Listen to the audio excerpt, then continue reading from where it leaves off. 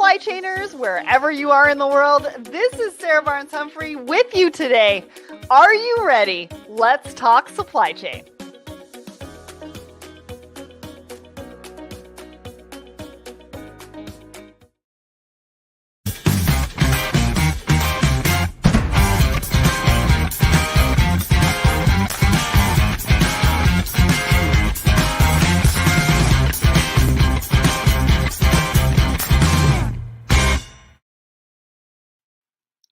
Hello, everyone, and welcome to Thoughts and Coffee. My name is Sarah Barnes-Humphrey. I am the founder and host of Let's Talk Supply Chain, the Blended podcast, and now the Blended Pledge as well. We just heard from our sponsor, Fastenal, and now we are going to hear from Emerge. So Emerge is proud to partner with Thoughts and Coffee to elevate our combined focus on empowering and growing meaningful relationships in the freight industry. The first and only freight-specific RFP platform, Emerge is reinventing freight procurement by offering solutions that enhance the spot and contract procurement process, enabling shippers to make the most strategic decisions possible, saving invaluable time and enhancing productivity. Learn more at emergemarket.com/thoughts and coffee. Well, as you can see, I am not in my home studio this morning. I am in Washington at the the Supply Chain Insights Imagine Global Summit here with Laura Ciceri, and I'm super excited to be here with you today. I'm going to be going live for the next 2.5 days for that conference, but today and this morning, we've got Caleb Nelson from Sifted with me today. But before we dive into that discussion, let's talk a little bit more about what is happening with Let's Talk Supply Chain right now. So, I put it on the wrong screen. One moment, everybody. All right, so we've got a brand new Woman in Supply Chain episode because it's the first Monday of every month. And this month, we are featuring Jolene from Far Eye. Now, she has had an incredible journey in PR and marketing and supply chain, and she's got a lot of incredible things to say. So go and check that out. It's episode 287. Wherever you listen to the podcast, wherever you're subscribed, you can also find it on letstalksupplychain.com as well. We've got another really brand new series, really great brand new series with Sifted. So you're going to be hearing more from Caleb today, but we kicked it off last week with episode 286, Tomorrow's Insights Delivered Today, Empowering Confident Decisions, all about parcel and shipping and everything that you need to know. We're going to do a bit more of a deeper dive on that coming up.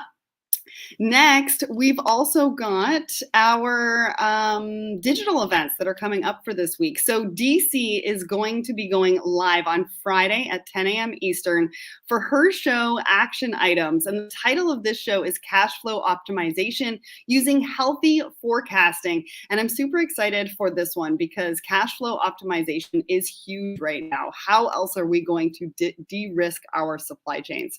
For sure. And then we've also got our follower of the month right now, and we are going to be announcing that today. Congratulations to Nathan A. Cunningham. He is our follower of the month for August. So congratulations on that. He's going to be getting a t-shirt for that because he opted for the t-shirt instead of the mug. All right, I think that's pretty much it, and I think it's now time to bring up our guest for today. So welcome, Caleb. How are you? Thanks, Sarah. It's good to chat with you again. I am so excited to have you here. I mean, this is a big month for Sifted. We've got you guys on the mini series. We're doing a deep dive into everything that you're doing and how you're helping your customers. And now we've got you on Thoughts and Coffee this morning. So why don't you do an introduction and let everybody know who you are? Yeah, I'm Caleb Nelson. I'm Chief Growth Officer. My job is to speak with shippers around the country just every single day and help them navigate back-end hallways with improving their relationships with FedEx and UPS, reducing their costs, and really finding ways to use data and technology to make, I would say, to be a better version of themselves as a shipper. Yeah. And, I've been so privileged to get a better understanding of how you help your customers. And it's just amazing, the simulation that you're doing and allowing your customers to really take shipping to a whole nother level. And so I'm really excited for that deep dive on the mini series, and also to talk about your top predictions for 2023 today, because as we know, everything's going up, and I Yeah. think everybody is really interested to see where we're going for 2023, or at least see where they're going to go and what they can do about it. Yeah, absolutely. The GRI, or general rate increase, is looming. We just got peak season surcharges that just were announced from FedEx and UPS. This is a very unprecedented time. I feel like we've been saying that a lot. This is unprecedented, but we're living in unprecedented times now.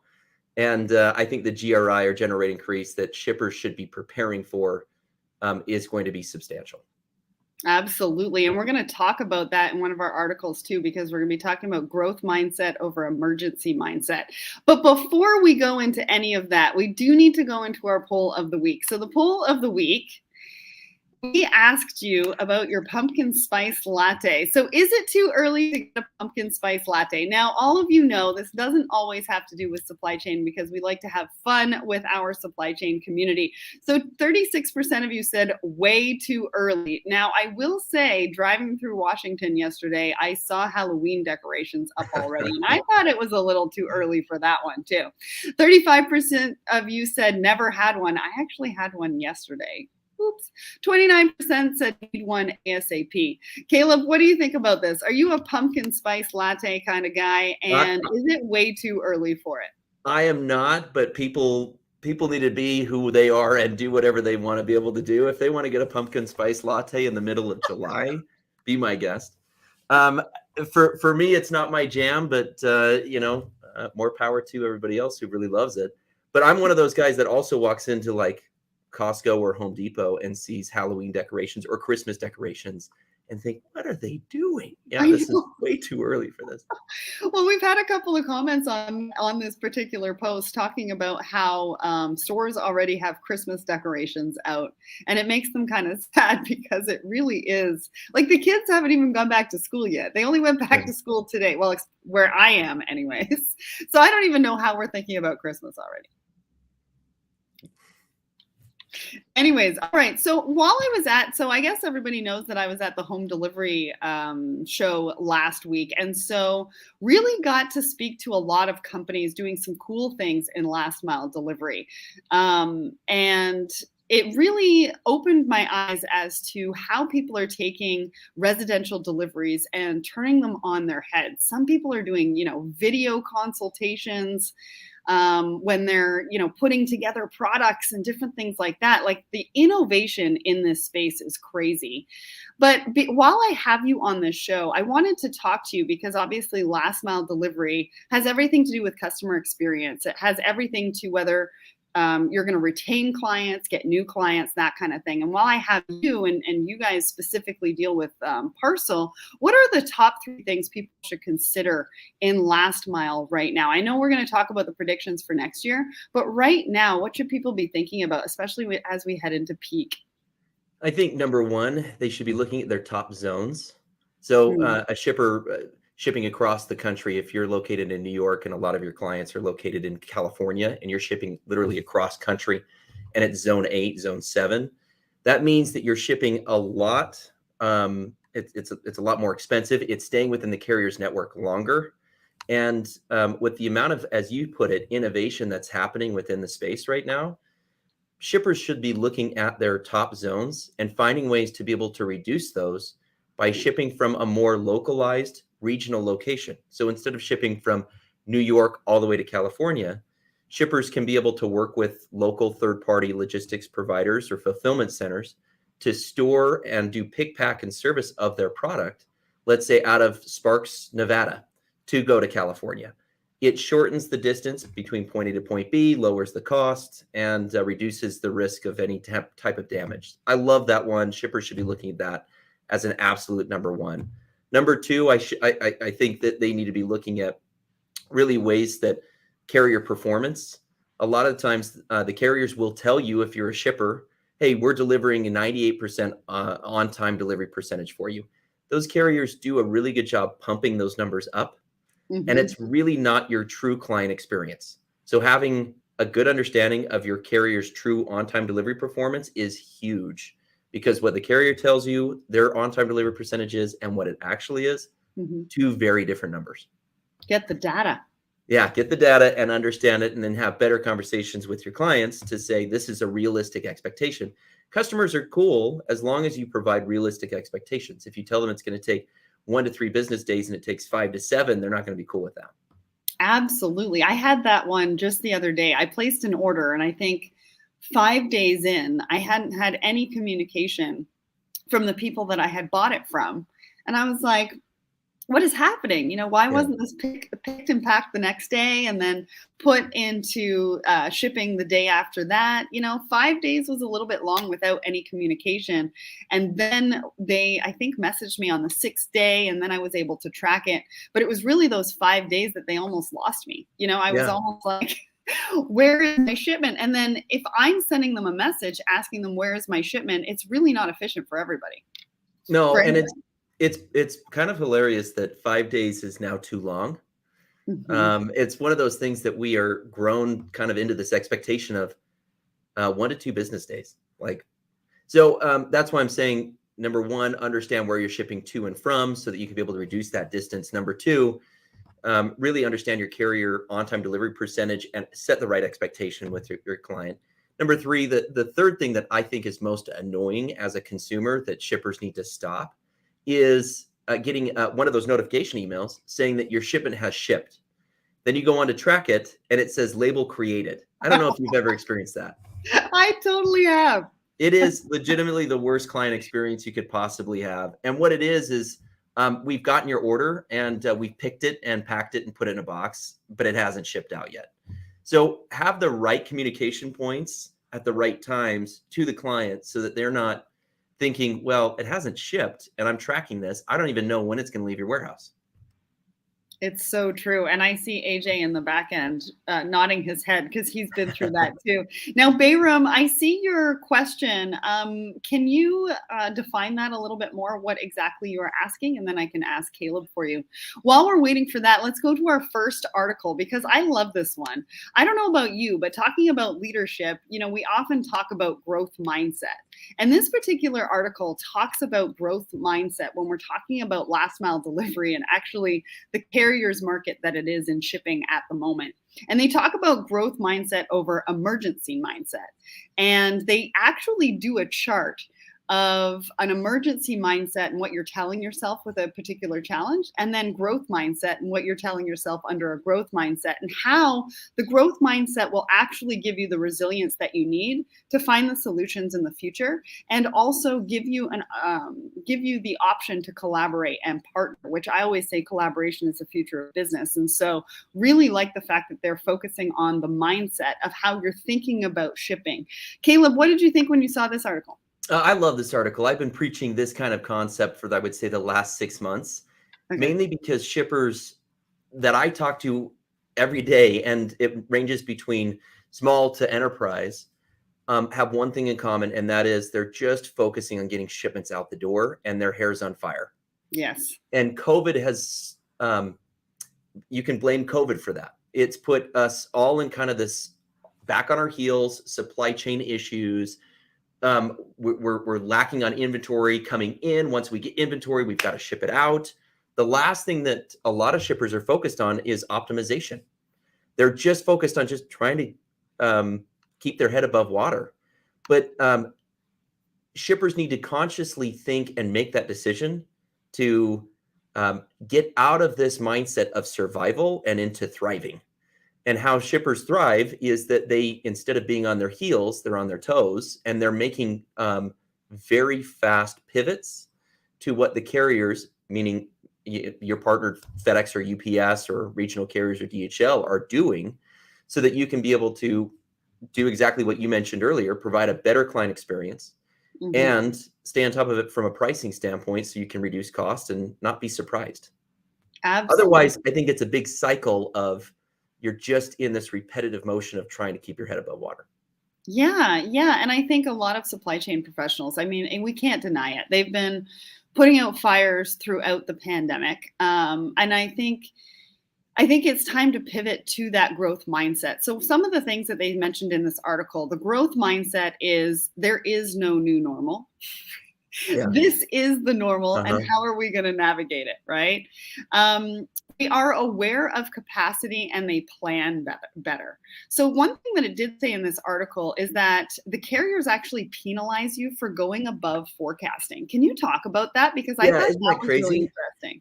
Yeah, normally in kind of how we have always anticipated parcel and shipping with FedEx and UPS is the more business I have, the more um, beneficial it is to the carrier, and therefore the best rates that I'm going to get.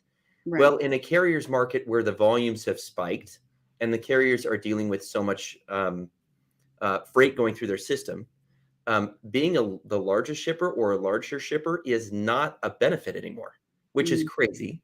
And it's specifically around peak season.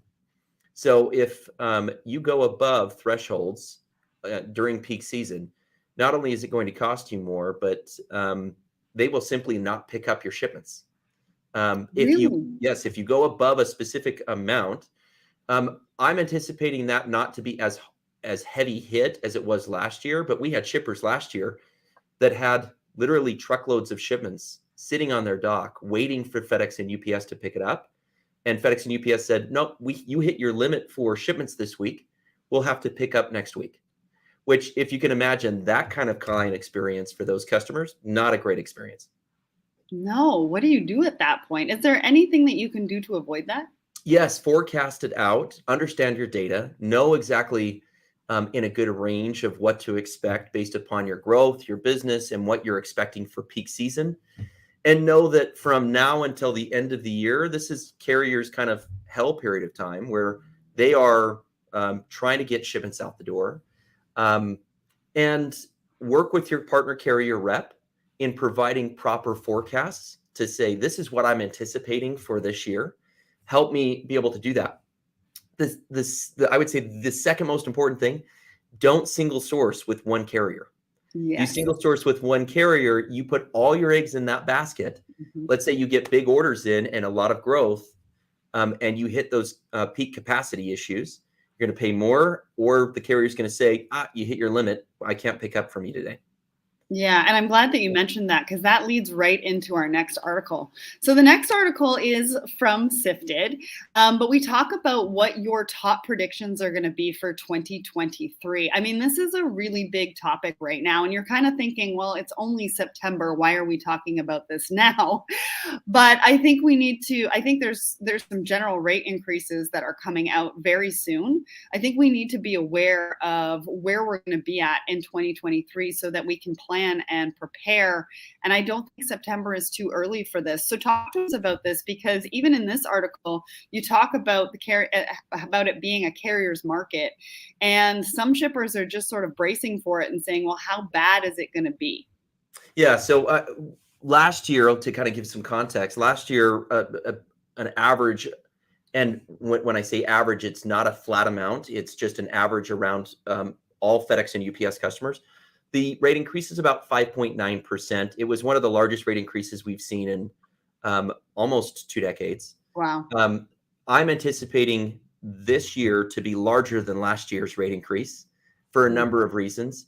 But the base rate itself, instead of 5.9, I'm anticipating 6 plus for Wow. shippers to take. And that's obviously what your discounts are based off of. So if the discounts of what the base rates of what your discounts are based off of goes up, your discounts basically get watered down, and you end up paying more for the same services. So the base rates I think are 6 plus, and there's a number of reasons for that. But and one I think we'll talk about a little bit later on. UPS has some very specific issues that they're going to be facing leading into 2023, specific with their Teamster agreement because they are a union-based organization. They have a Teamster contract that is expiring, you guessed it, July of 2023. Hmm. And they're anticipating to pay more for the drivers and a new Teamster contract. That money's going to come out of somewhere, and it's going to come out of anticipated general rate increases if you're a UPS shipper. That's on kind of the precipice there. FedEx is dealing with a whole other issue on contractors that I know we'll chat a little bit more about. But that to me is two major issues happening with two major carriers, that they're not just going to roll over and say, okay, we'll just go into our savings account and pay out more money. They're going to come to the source, which is you, and get you to pay more for their services.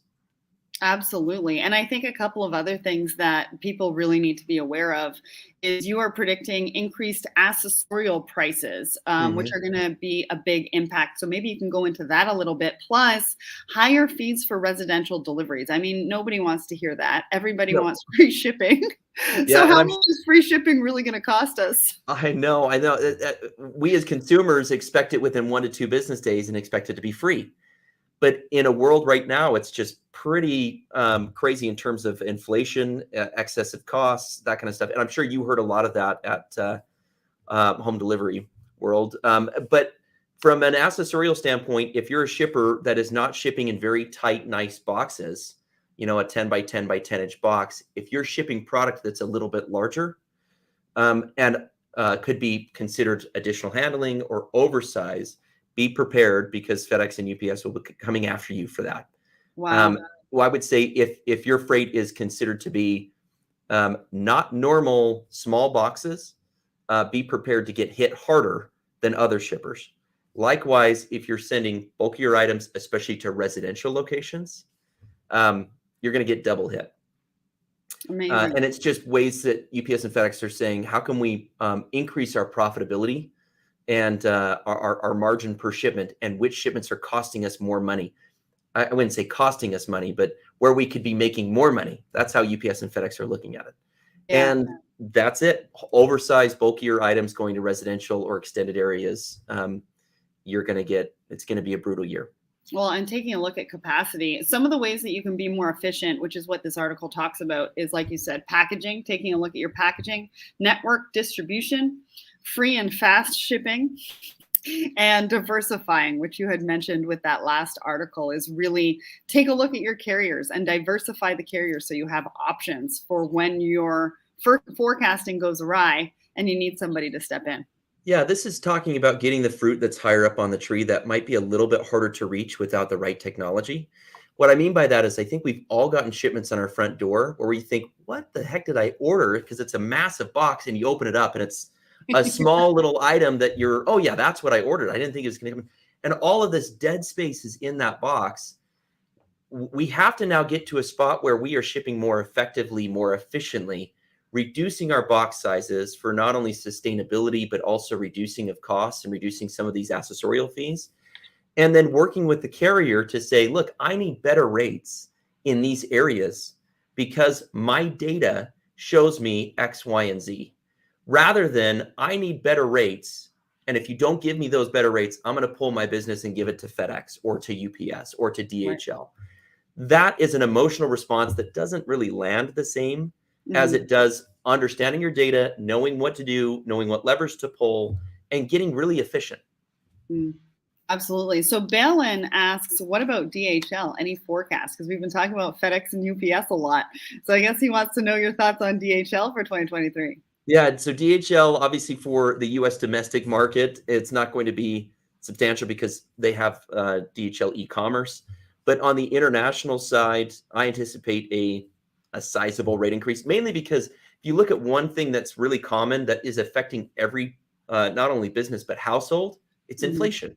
Gas is going up. The carriers have increased fuel surcharges. Parts are going up for repairing trucks and airplanes.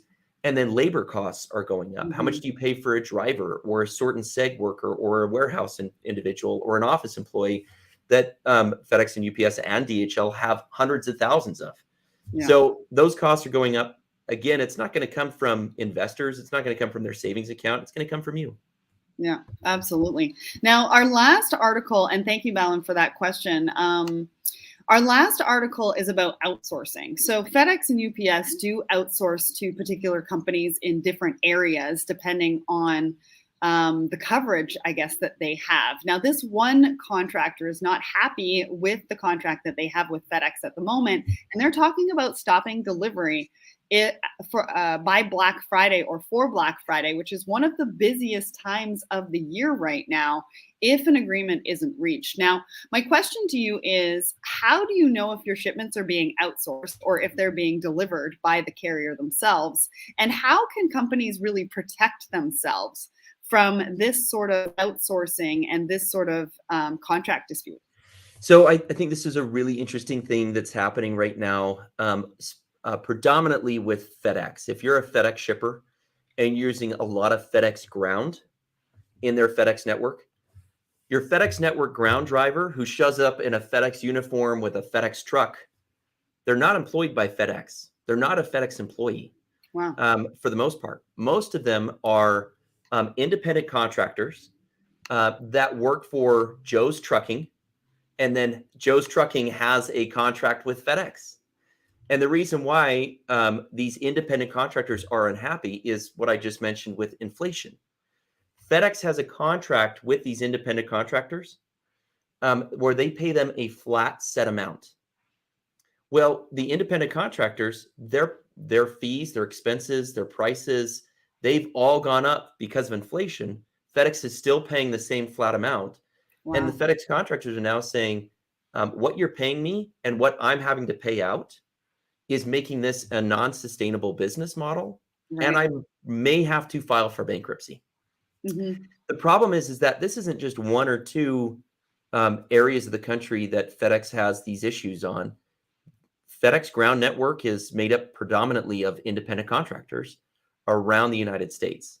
And it was a way for FedEx to scale very fast to compete with UPS, which has a much more stable, solid network when it comes to dealing with some of these labor issues. If some of these contractors with FedEx decide to walk or not deliver shipments or file for bankruptcy, it's essentially FedEx filing for bankruptcy for the client, because that is what allows for pickups and deliveries to take place. If you stop that, you stop FedEx services. Yeah. So it's a very unique spot. If to answer your question on how do I know which shipments are there, a large part of it is if you are shipping with FedEx in the ground network, you're more than likely outsourcing to another contractor. And what you can do about it is have a plan B. Start to diversify. Work with UPS, work with some on-track carriers or LaserShip, regional carriers, DHL, and know that if things get tough, you've got something else you can plug in and ready to go. Yeah, know your partners, know who you're working with, and know what they're doing with your parcels, because at the end of the day, that's your customer experience right there. Now, Bayram, your first question, I'm going to get you to reach out to Caleb directly, but your second question, in this era of inflation, we need to define flexible contracts. What do you think about that, Caleb? Flexible contracts, I think, is really interesting. Right now, it's kind of based off of a base model. And, I think what I'd love for us to be able to get into is, instead of having one carrier deliver all your shipments across the United States, shippers really need to start being flexible in their own network, which means I'm going to create swim lanes. I'm going to create a little segment for FedEx, a little segment for UPS, and a segment for another carrier like a DHL. Yeah. It adds complexity to your supply chain, absolutely. But if you do it effectively, you are nimble, agile, and you can be able to reduce your costs, and you worry less about really big issues like a general rate increase that's going to be, I think, historic. Yeah, and I think, Bayram, you might want to take a look at the Sifted technology and reach out to the Sifted team, because I think they can really help you define what that actually means and what you need moving forward. So we are coming to the end, and I just want to go over our upcoming events and where we're going to be. So next week, I am going to be in California for IANA, the Intermodal Expo Association. The Intermodal Association of North America Expo Conference from September 12th to 14th. Hopefully I'm going to see you there. In November, we've also got Procurement Foundry Forge from November 2nd to 3rd. And we've got the Woman in Supply Chain Forum in Atlanta, November 8th and 9th. I'm going to be keynoting with Marina, and we're going to be doing some fun things in that keynote. So definitely come and participate. Plus, we've got Manifest in January. And we've got all of our live shows coming up this month. We've got special delivery. We've also got action items with DC happening on Friday, Log Tech Live every other Friday with Eric Johnson, no bullshipping with Hope White at the end of the month. First things first with Mercado, that is happening every second Tuesday. So that's coming up as well. And we've got Coming in Hot with Abby Baird as well. So I just want to say thank you, Caleb, for joining me today for this episode. I think everybody got a ton of value from the insights that you shared with us. Thank you for having me on again. I can't wait to chat with you in the future. Great. Well, Audrey is hosting next week, and I will see you in a couple of weeks. Thanks, everybody, for joining us.